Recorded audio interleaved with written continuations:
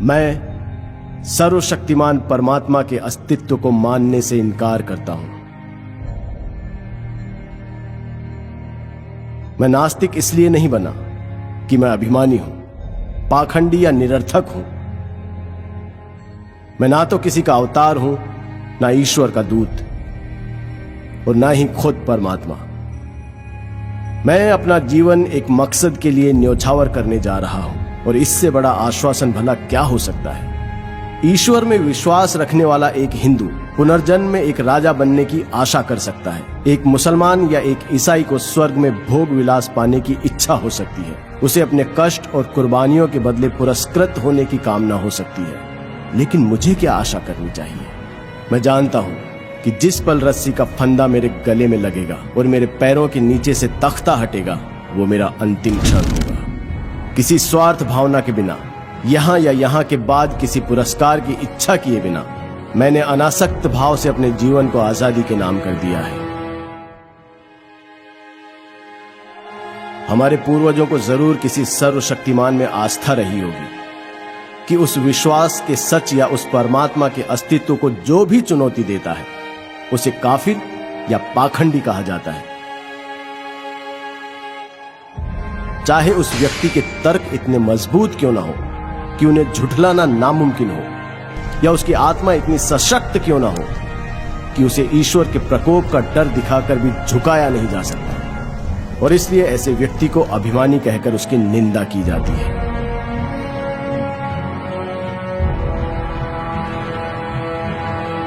मैं घमंड की वजह से नास्तिक नहीं बना।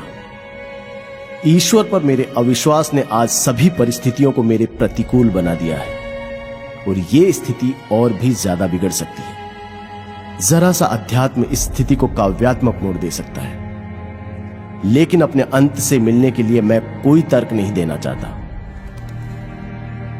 मैं यथार्थवादी व्यक्ति हूं।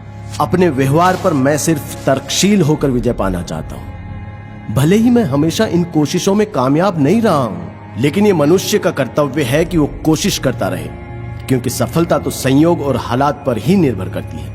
आगे बढ़ते रहने वाले प्रत्येक व्यक्ति के लिए जरूरी है कि वो पुरानी आस्था के सभी सिद्धांतों में दोष ढूंढे। उसे एक एक कर पुरानी मान्यताओं को चुनौती देनी चाहिए। उसे सभी बारीकियों को परखना और समझना चाहिए। अगर कठोर तर्क वितर्क के बाद वो किसी धारणा तक पहुंचता है, तो उसके विश्वास को सराहना चाहिए। उसके तर्कों को गलत या झूठा भी समझा जा सकता है, पर संभव है कि उसे सही ठहराया जाएगा, क्योंकि तर्क ही जीवन का मार्गदर्शक है। लेकिन विश्वास, बल्कि मुझे कहना चाहिए कि अंधविश्वास बहुत घातक है। वो एक व्यक्ति की सोच समझ की शक्ति को मिटा देता है और उसे सुधार विरोधी बना देता है।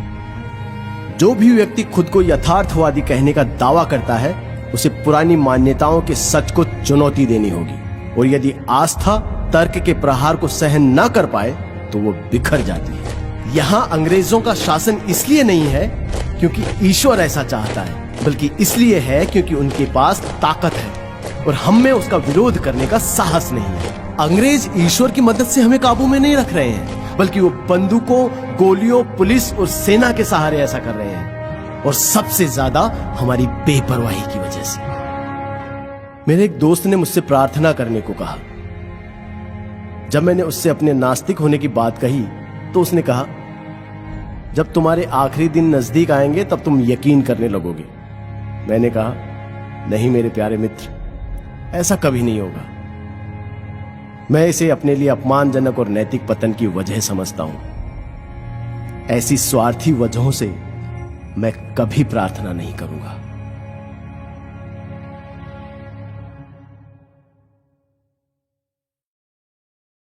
It transcends the senses, but it is possible to reason out the existence of God to a limited extent. All his activities and movements were guided by slogans of truth and non-violence, to which nobody had any objections.